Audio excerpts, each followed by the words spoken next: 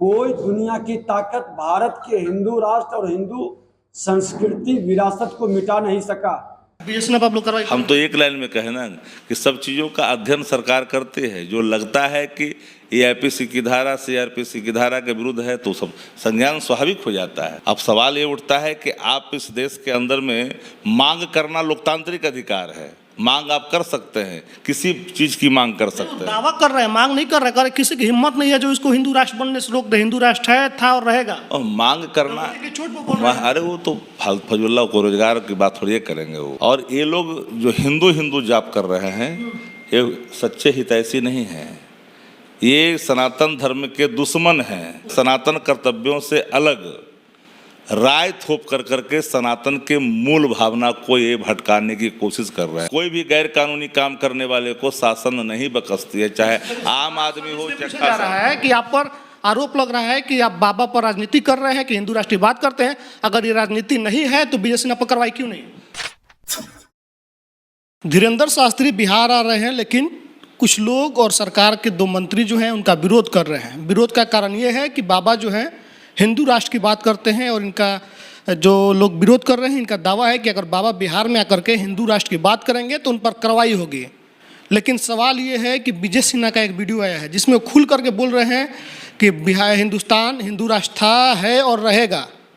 आप एक बार वीडियो को सुनिए, उसके बाद हम बात करें। हिटलर की तरह काम करिए। हिंदू राष्ट्र, ये भारत हिंदू राष्ट्र था, है और रहेगा। कोई दुनिया की ताकत भारत के हिंदू राष्ट्र और हिंदू संस्कृति विरासत को मिटा नहीं सका। जब 1000 वर्ष मुगलों की और अंग्रेजों की गुलामी इसको नहीं मिटा सका, ये कुछ जयचंद के वंशज लोग बैठ करके हिंदू और हिंदुस्तान को कैसे खत्म कर देगा। हमारे साथ शक्ति सिंह यादव जी हैं, मुख्य प्रवक्ता हैं राजद के। इनसे जानेंगे कि बाबा का विरोध आप लोग कर रहे हैं कि हिंदू राष्ट्र की बात करेंगे तो कार्रवाई करेंगे, लेकिन विजय सिन्हा पर कार्रवाई क्यों नहीं हो रही है? मैंने एक लाइन में कहा, ये देश धर्मनिरपेक्ष है। सभी धर्म के मानने वाले लोग यहाँ, हिंदू, मुस्लिम, सिख, ईसाई, बौद्ध, जैन, सब धर्म के मानने वाले लोग। तो धर्मनिरपेक्ष राष्ट्र के अंदर कोई अलग राष्ट्र की बात नहीं कर सकता है। जो करेगा उस पर, जो करेगा उस देखा जाएगा। वो अपना कानून अपने हिसाब से काम करता है, कोई उन्माद नहीं फैला सकता है।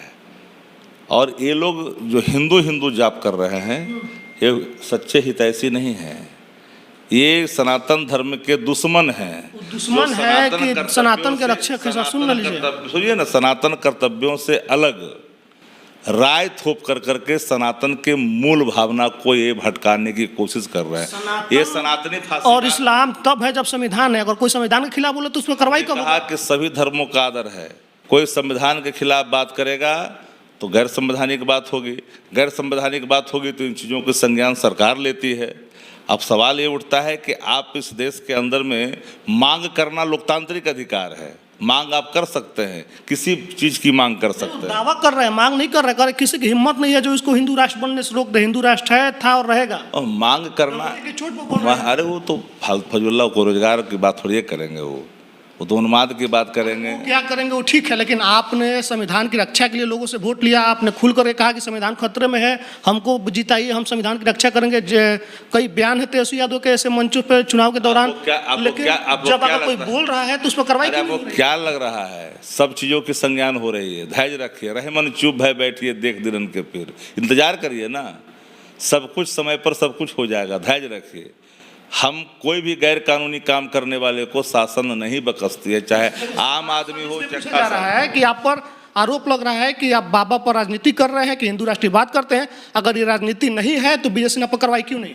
हम तो एक लाइन में कहा ना, जो संविधान के अनुकूल होगा, जो धारा के विरुद्ध होगा, वो सब धारा अप्लाई हो जाता है। बताने की जरूरत नहीं है, यहाँ कानून अपना काम करता है। बीएसएनएफ आप लोग कार्रवाई। हम तो एक लाइन में कहे ना कि सब चीज़ों का अध्ययन सरकार करती है। जो लगता है कि एआईपीसी की धारा सीआरपीसी की धारा के विरुद्ध है तो सब संज्ञान स्वाभाविक हो जाता है। धीरेन्द्र बाबा का आप लोग इसलिए नहीं विरोध कर रहे कि हिंदू राष्ट्र की मांग? नहीं, देखिए, हमने कहा उन्माद की राजनीति देश के अंदर वो तो भाजपा द्वारा प्लांटेड हैं। फिर भी बिहार आ रहे हैं ना, आए जाएँ, किसी को रोक है आने के लिए? क्या न मांग करने की रोक है, न कुछ नहीं, मांग करने पर हम तो लोग- है। खलिस्तान राष्ट्र पर जेल हो गया, हिंदू इस्लाम राष्ट्र पर जेल हुआ, हिंदू राष्ट्र पर क्यों जेल नहीं हो रहा? हम तो कह रहे हैं ना, एक बार आप देख रहे हैं, यही तो खतरा है ना।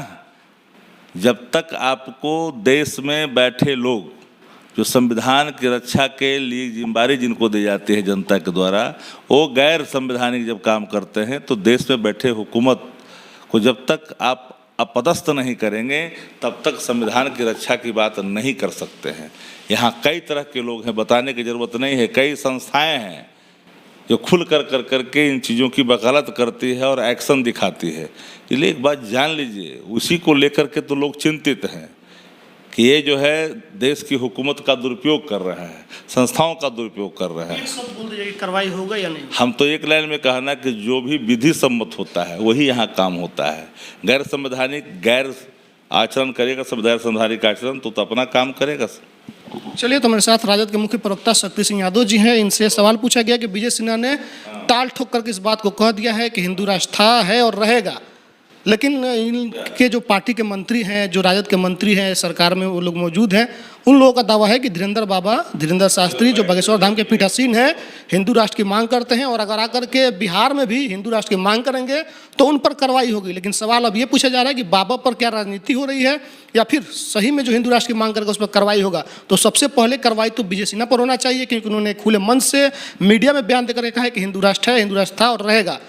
राजद बारहा इस बात को कहती आई है कि बीजेपी से देश को खतरा है, बीजेपी से संविधान को खतरा है और हमको वोट दीजिए, लोगों ने इनको सत्ता पर बैठाया, सबसे ज़्यादा सीटें जो है राजद को आई। इस बात को लेकर के कि राजद ये दावा कर रही थी कि हम संविधान के रक्षक हैं, तब देखना ये होगा। और जनता के बीच ये सवाल छोड़ के जाते हैं कि क्या विजय सिन्हा पर राजद और जो मौजूदा सरकार है कार्रवाई करेगी या नहीं करेगी, ये आप लोग तय कीजिएगा। आप लोग बताइएगा, जनता सब जानती है, बाकी लोग भी देख रहे हैं। बताइएगा कि विजय सिन्हा पर क्या कार्रवाई होनी चाहिए।